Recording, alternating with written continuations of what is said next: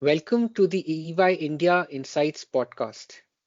I am your host Tarang, and in this episode, we try to decode the Union budget for 25-26 in order to bring out the key macroeconomic messages. To facilitate this discussion, we are joined by Dr. D.K. Srivastava, a distinguished economist, member Advisory Council to the 16th Finance Commission, and EY India's Chief Policy Advisor. A very warm welcome, sir. Thank you, Tarang. Thank you for having me here. Most welcome, sir. Sir, I would like to start with the first question. So, could you please provide us a snapshot of India's current macroeconomic situation and how it shapes expectations for the 25-26 Union budget?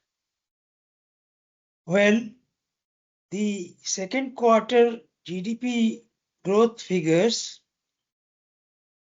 at 5.4% fell significantly short of RBI's expectation of 7%, as indicated in their October monetary policy review.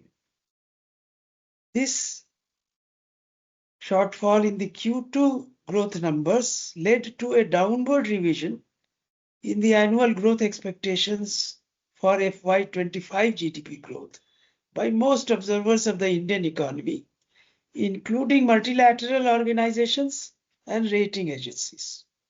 In the meanwhile, the first advanced estimates prepared by the NSO have also become available. In these estimates, the real GDP growth for FY25 is put at 6.4%. The nominal GDP growth has been assessed at 9.7%. In fact, this nominal GDP growth is lower than the corresponding budget estimate of 10.5%. Our expectation for FY26 for real and nominal GDP growth rates, which would inform, in fact, the FY26 budget estimates, are 6.5% and 10.5% respectively. It is difficult to push the real GDP growth much above 6.5% as long as the global economic headwinds prevail. In particular, the contribution of net exports to India's GDP growth might remain subdued under conditions of supply side uncertainties and continuing global growth slowdown. Thank you so much, sir, for these lucid and thoughtful insights. Now, with the need to balance fiscal consolidation with economic recovery, what approach do you foresee the government taking in the upcoming budget? Well, Tarang, there is no doubt that there is a need to establish a suitable balance between fiscal consolidation and fiscal stimulus to growth that can ensure both a short-term and a medium to long-term growth which is robust. With the short term in perspective, the budget makers need to ensure that productive fiscal stimulus through an emphasis on infrastructure expansion is continued. This has been the GOI's strategy for some years. However, this strategy lost momentum in FY25, possibly due to the elections. And we expect that there will be considerable shortfall in the achieved GOI capital expenditure as compared to the budgeted magnitude of INR 11.1 lakh crore. In our assessment, the FY26 budget should provide for at least a 20% growth for the GOI's over the GOI's revised estimate for FY25. At the same time, continued emphasis on fiscal consolidation would facilitate medium to long-term growth. As fiscal deficit relative to GDP goes down, conditions would be created for bringing down the interest rates so that private investment can also be stimulated. Also, as the debt GDP ratio goes down, the ratio of interest payment to revenue receipts would be reduced, creating space for higher primary expenditures for the GUI to provide higher fiscal stimulus to growth. Thank you, sir, for these insightful perspectives.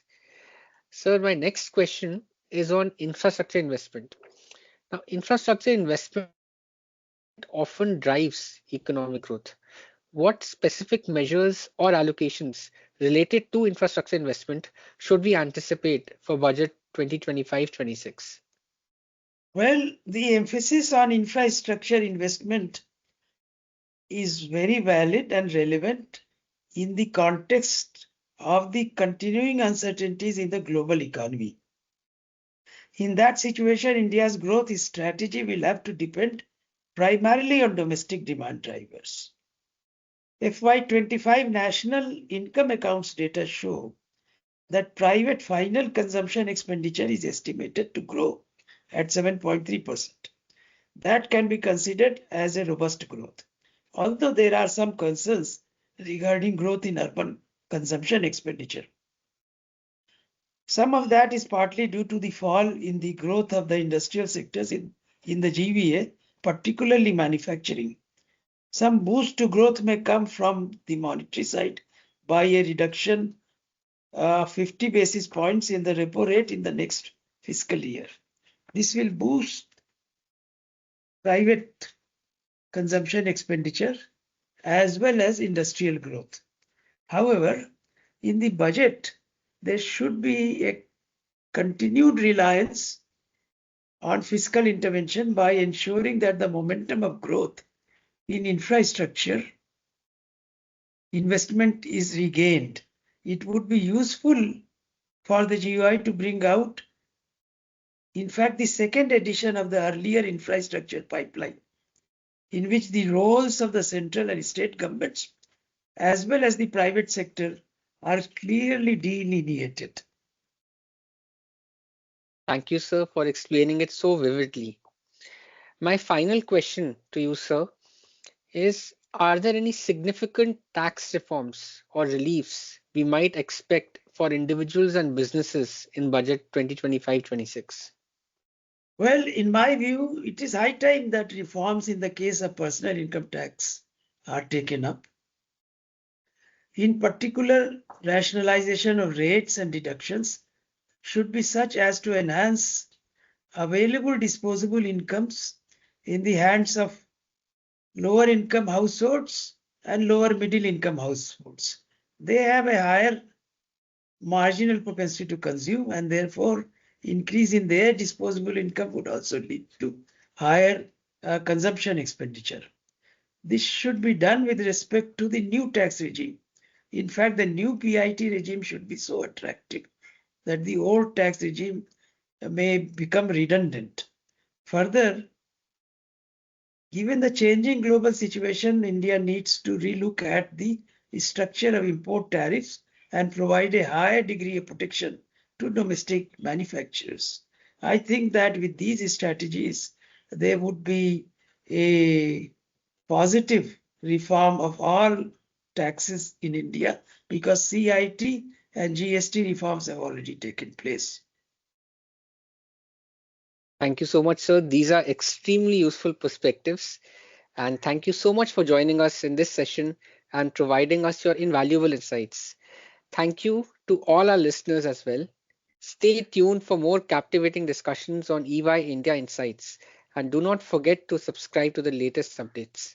Until next time, this is Tarang Kapoor signing off. Thank you.